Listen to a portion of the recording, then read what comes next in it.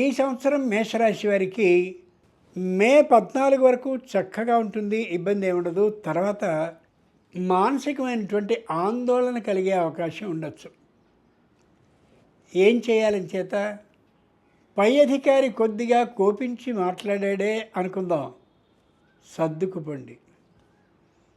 అలాగే మనం కొన్నటువంటి స్థలమో ఇల్లో మరోటో ఆదాయాన్ని ఇయ్యడం లేదు అని అనుకోండి, దానికి పెద్దగా పట్టించుకుని తలకిందులైపోకండి.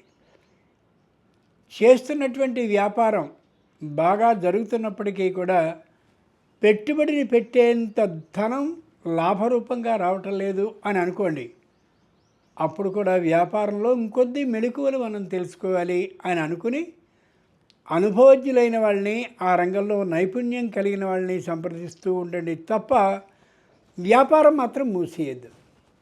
ఇక్కడికంటే బ్రహ్మాండంగా ఎక్కువ వేతనాన్ని ఇస్తాం, మా సంస్థకు వచ్చేయండి అని ఎవరైనా అంటే పొరపాటున కూడా మీరున్నటువంటి స్థలాన్ని మార్చొద్దు, అక్కడికి వెళ్ళాలనే ప్రయత్నాన్ని చేయొద్దు.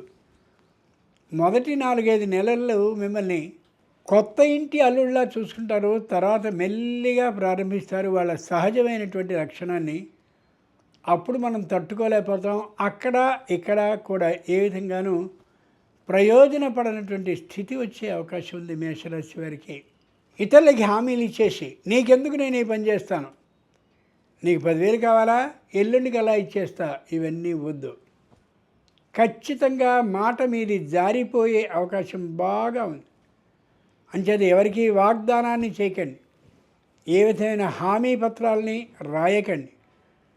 అనుకూలురైనా సరే, ప్రతికూలురైనా సరే, మిత్రులైనా సరే, బంధువులైనా సరే, నిదానంగా లౌక్యంగా అక్కడి నుంచి తప్పించుకోగలగడాన్ని నేర్చుకోండి తప్ప సూటిగా మాట్లాడి విరోధాన్ని తెచ్చుకోవద్దు.